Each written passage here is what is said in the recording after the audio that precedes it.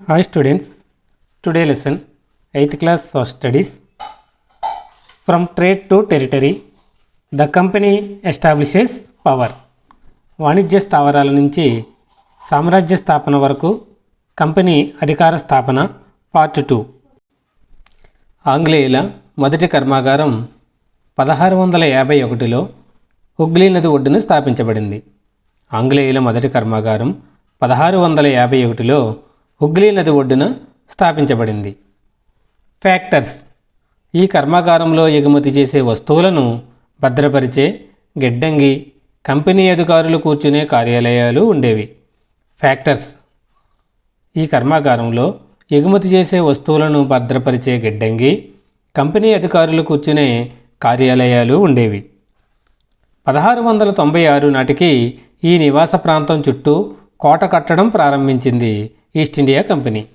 1696 నాటికి ఈ నివాస ప్రాంతం చుట్టూ కోట కట్టడం ప్రారంభించింది ఈస్ట్ ఇండియా కంపెనీ. 2 సంవత్సరాల తర్వాత మొఘల్ అధికారులకు లంచమిచ్చి 3 గ్రామాలపై జమీందారీ హక్కులను పొందింది ఈస్ట్ ఇండియా కంపెనీ. 2 సంవత్సరాల తర్వాత మొఘల్ అధికారులకు లంచమిచ్చి 3 గ్రామాలపై జమీందారీ హక్కులను పొందింది ఈస్ట్ ఇండియా కంపెనీ. వాటిలో ఒకటి కాలికట్ లేదా కలకత్తా లేదా కోల్కతా. వాటిలో ఒకటి కాలికట లేదా కలకత్తా లేదా కోల్కతా. కంపెనీ మొఘల్ చక్రవర్తి ఔరంగజేబును సుంకం లేకుండా వ్యాపారం చేసుకునే హక్కును దారాదత్తం చేస్తున్నట్లు ఒక ఫర్మానా ఇచ్చేలా ఒప్పించింది. కంపెనీ మొఘల్ చక్రవర్తి ఔరంగజేబును సుంకం లేకుండా వ్యాపారం చేసుకునే హక్కును దారాదత్తం చేస్తున్నట్లు ఒక ఫర్మానా ఇచ్చేలా ఒప్పించింది. కంపెనీ ఉన్న ప్రత్యేక సదుపాయాలను దుర్వినియోగం చేస్తూనే మరిన్ని రాయితీల కొరకు ఎడతెగని ప్రయత్నాలు చేసింది. కంపెనీ ఉన్న ప్రత్యేక సదుపాయాలను దుర్వినియోగం చేస్తూనే మరిన్ని రాయితీల కొరకు ఎడతెగని ప్రయత్నాలు చేసింది. ఔరంగజేబు ఫర్మానా కంపెనీకి మాత్రమే వర్తక సుంకం నుంచి మినహాయింపు ఇచ్చింది.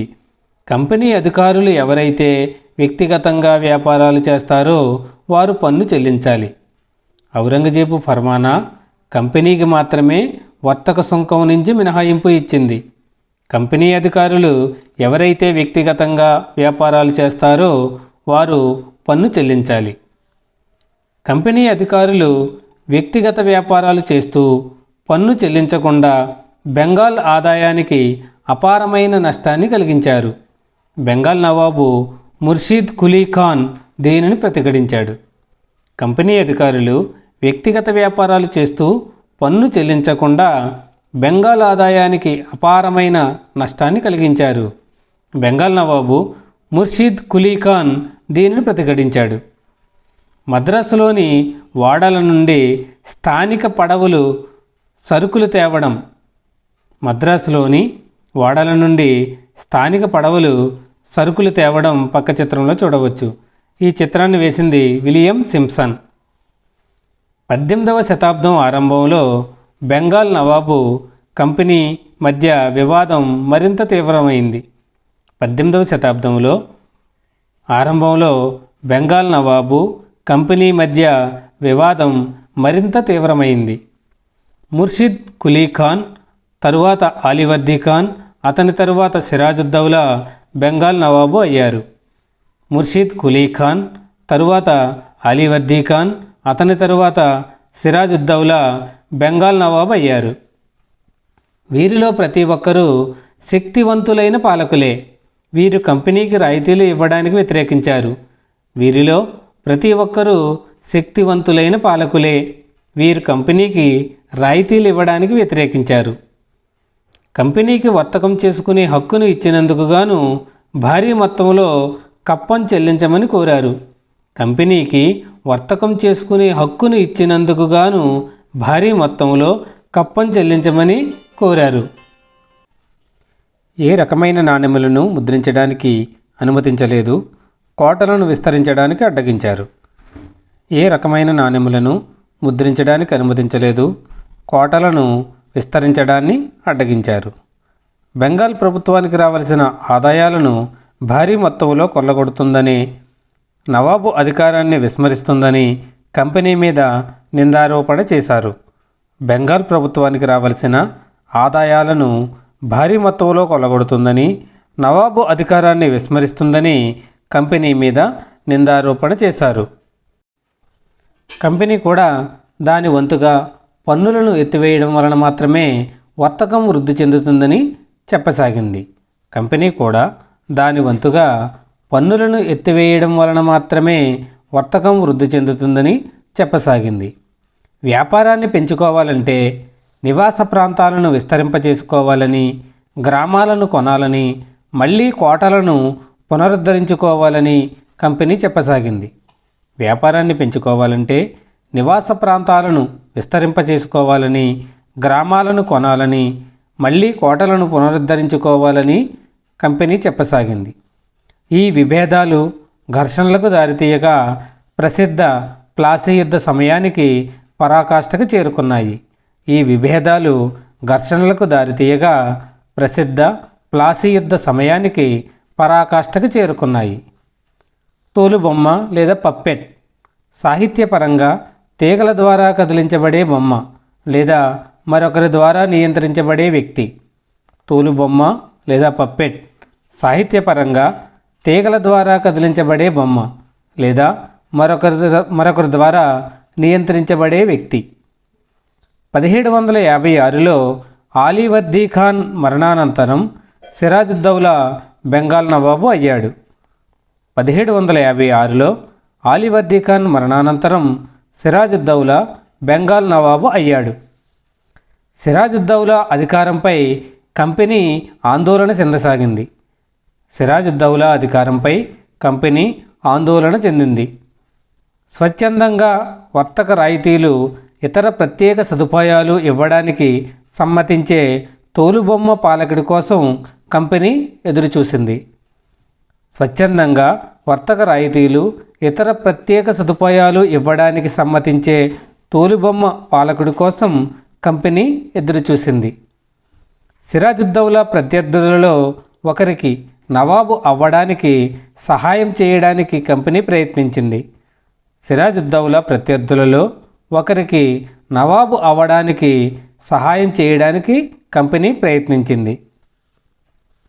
కోపోద్రిక్తుడైన సిరాజుద్దౌలా అతని రాజ్యం యొక్క రాజకీయ వ్యవహారాలలో కంపెనీ జోక్యం మానుకోవాలని, కోటల నిర్మాణాన్ని ఆపాలని, శిస్తులను చెల్లించమని కోరాడు. కోపోద్రిక్తుడైన సిరాజుద్దౌలా అతని రాజ్యం యొక్క రాజకీయ వ్యవహారాలలో కంపెనీ జోక్యం మానుకోవాలని, కోటల నిర్మాణాన్ని ఆపాలని, శిస్తులను చెల్లించమని కోరాడు. చర్చలు విఫలమైన తరువాత నవాబు 30,000 మంది సైనికులతో కాసిం బజార్లోని ఆంగ్లేయుల ఫ్యాక్టరీపై దాడి చేసి గిడ్డంగికి తాళం వేసి నౌకలను దిగ్బంధించాడు.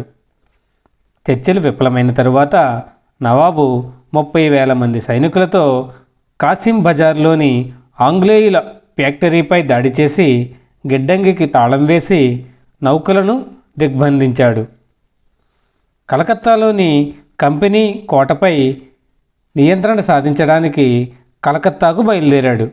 కలకత్తాలోని కంపెనీ కోటపై నియంత్రణ సాధించడానికి కలకత్తాకు బయలుదేరాడు. కలకత్తాలో ఓటమి వార్త విన్న మద్రాసులోని కంపెనీ అధికారులు రాబర్ట్ క్లైవ్ ఆధ్వర్యంలో నావికా దళాలతో కూడిన బలమైన సైన్యాన్ని పంపారు. కలకత్తాలో ఓటమి వార్త విన్న మద్రాసులోని కంపెనీ అధికారులు రాబర్ట్ క్లైవ్ ఆధ్వర్యంలో నావికా దళాలతో కూడిన బలమైన సైన్యాన్ని పంపారు.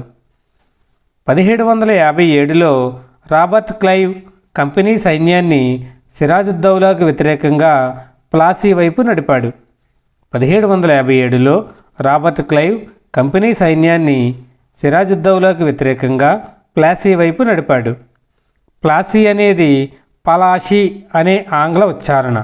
ప్లాసీ అనేది పలాషీ అనే ఆంగ్ల ఉచ్చారణ. హోలీ పండుగలో ఉపయోగించే గులాల్ పొడిని ఇచ్చే అందమైన ఎరుపు పువ్వులు పూసే పలాసా చెట్టు నుండి ఈ స్థలానికి ఆ పేరు వచ్చింది. హోలీ పండుగలలో ఉపయోగించే గులాల్ పొడిని ఇచ్చే అందమైన ఎరుపు పువ్వులు పూసే పలాసా చెట్టు నుండి ఈ స్థలానికి ప్లాసీ అనే పేరు వచ్చింది. ఈస్ట్ ఇండియా కంపెనీ యజమానుల సమావేశాలు east India house Leiden hall లండన్లో జరిగేవి. ఈస్ట్ ఇండియా కంపెనీ యజమానుల సమావేశాలు east India house Leiden hall లండన్లో జరిగేవి. సిరాజుద్దౌలా సైన్యాధిపతి మీర్ జాఫర్ యుద్ధంలో పాలు పంచుకోకపోవడం సిరాజుద్దౌలా ఓటమికి ప్రధాన కారణం. సిరాజుద్దౌలా సైన్యాధిపతి మీర్ జాఫర్ యుద్ధంలో పాలు పంచుకోకపోవడం సిరాజుద్దౌలా ఓటమికి ప్రధాన కారణం. రాబర్ట్ క్లైవ్ సిరాజుద్దౌలాని అణచివేసిన తరువాత మీర్ జాఫర్ని నవాబుని చేస్తానని ఆశ చూపి వశపరుచుకున్నాడు. రాబర్ట్ క్లైవ్ సిరాజుద్దౌలాని అణచివేసిన తర్వాత మీర్ జాఫర్ని నవాబు చేస్తానని ఆశ చూపి వశపరుచుకున్నాడు. ఈస్ట్ ఇండియా కంపెనీ భారతదేశంలో సాధించిన మొదటి ఘన విజయం ప్లాసీ యుద్ధం. ఈస్ట్ ఇండియా కంపెనీ భారతదేశంలో సాధించిన మొదటి ఘన విజయం ప్లాసీ యుద్ధం. లైక్ చేయండి, షేర్ చేయండి, సబ్స్క్రైబ్ చేయండి, పక్కన ఉన్న బెల్ ఐకాన్ ప్రెస్ చేయండి.